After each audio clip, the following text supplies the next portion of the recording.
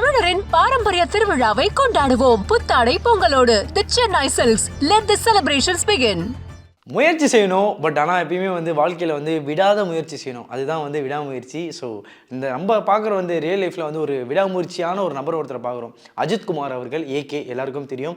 S, so AK அவர்கள் படங்கள் பண்ணிகிட்டு இருக்காரு. இதெல்லாம் இருந்தாலும் இந்த கார் ரேஸுக்காக, அதாவது இப்போ துபாயில் நடந்து முடிஞ்ச இந்த கார் ரேஸுக்காக அதாவது 24H சீரீஸ்க்காக அஜித் அவர்கள் அவர் போட்ட எஃபர்ட் ரொம்ப அதிகம் அப்படின்னு கூட சொல்லணும். ஏன்னா கிட்டத்தட்ட ஒரு 1.5-2 மாதத்துக்கு முன்னாடியே இதுக்காக ஒரு ப்ரிப்பேர் பண்ண போகிறாருன்றதுக்காகவே நடுவில் நிறைய படம், அதாவது முக்கியமாக சொல்லணும்னா அந்த குட் பேட் அகிலி படமும் அதே மாதிரி விடாமுயற்சி படமும், இந்த படத்துக்கான ப்ராசஸும் ஒரு சைடு போயிட்டு தான் இருந்துச்சு. ஏன்னா நிறைய ஃபுல்லாகவே இந்தியாவில் இல்லாமல் அதர் ஸ்டேட்லேயும் அதர் கண்ட்ரீஸில் மட்டும் தான் ஷூட்டிங்கே நடந்துச்சு. அது முக்கியமாக இந்த குட் பேட் அகிலியும் சரி, விடாமுயற்சியும் சரி. ஏன்னா அவுட்டோர் ஷூட்டுனால நிறைய விஷயத்தையும் அதையும் கான்சன்ட்ரேட் பண்ணிட்டு இருந்தார்.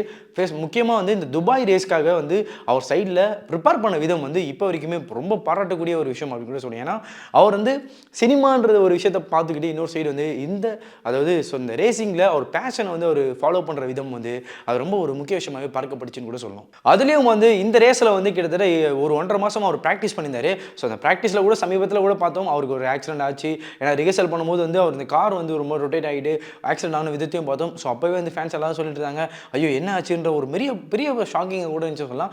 அதுக்கப்புறம் இல்லை கொஞ்ச நாள் நீங்கள் நல்லா தான் இருக்காரு, ஏகே அவர்கள் சேஃபாக தான் இருக்காரு, ரிஹர்சல் போகும்போது எதுவும் ஆகலை அப்படின்னு கூட சொல்லியிருந்தாங்க. ஏன்னா அவர் இந்த ரேஸுக்காக அவர் பட்ட கஷ்டங்களும் அதே மாதிரி நிறைய ஆக்சிடென்ட்டும் அவர் நடந்திருக்கு.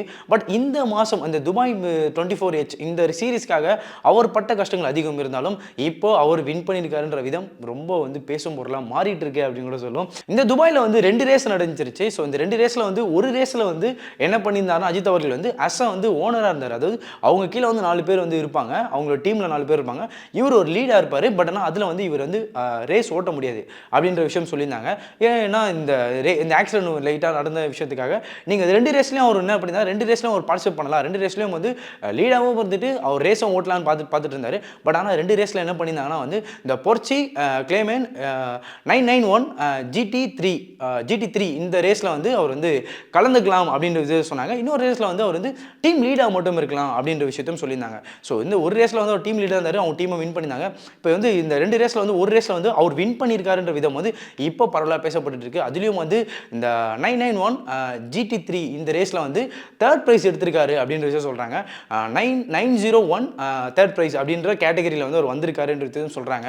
கிட்டத்தட்ட ஏகே அவர்கள் இந்த கிட்டத்தட்ட இந்த ரேஸுக்காக மட்டுமே அவர் பட்ட கஷ்டங்கள் அதிகம். ஏன்னா திடீர்னு இந்த ப்ராக்டிஸ் பண்ணிருக்கும் போது அவருக்கு நடந்த விதத்தையும் பார்த்தோம். ஒரு ஆக்சிடென்ட் ஆச்சு. ஆனாலும் அவர் கூட அவங்க ஃபேமிலியில் இப்போ வரைக்கும் ஷாலிமாவும் சரி, அவங்களோட டாக்டர் அவங்களும் சரி, இப்போ வரைக்கும் அவருக்கு சோஷியல் மீடியாவில் சரி சில பிக்கில் கூட பார்த்துருப்போம், அவருக்கு பூஸ்ட் கொடுக்கும் விதமாக அவர் கூட சப்போர்ட்டிவாக இருந்தாங்க. இதெல்லாம் தாண்டி சில செலிபிரிட்டிஸ் கூடவே ட்ராவல் பண்ணிட்டு இருந்தாங்கன்னு கூட சொல்லும். குட் பேட் அகிலியோட டைரக்டர் ஆதிக் ரவிச்சந்திரன் அவர்களும் சரி. ஸோ இப்படியாக நிறைய பேர் இந்த அவர் கூட ப்ராக்டிஸில் கூட சப்போர்ட் பண்ணுறதும் முக்கியமாக இந்த ரேஸில் என்னன்னு பார்த்தோன்னா செலிபிரிட்டிஸை அவருக்கு ஹெல்ப் பண்ண விதத்தை பார்த்தோம். ஏன்னா இந்த ரேஸில் அவர் ப்ரிப்பேர் பண்ண விதங்களும் அதே மாதிரி அவர் ப்ரிப்பேர் பண்ணும்போது கூட இந்த செலிபிரிட்டிஸ் அவங்களே பவுன்சராக மாறி அவருக்கு ஹெல்ப் பண்ணி நிறைய விஷயத்தில் பண்ணாங்க. அதே மாதிரி அவர் இந்த ரேஸுக்கு போகிறதுக்கு முன்னாடி என்ன பண்ணிட்டாருன்னா ஒரு ப்ரெஸ் மீட் மாதிரி ஒன்று சொல்கிற ஒரு வீடியோ மாதிரி விட்டுருந்தாரு. அந்த வீடியோவில் கூட அவர் ஃபேன்ஸை பற்றி பேசிகிட்டு இருந்தார்.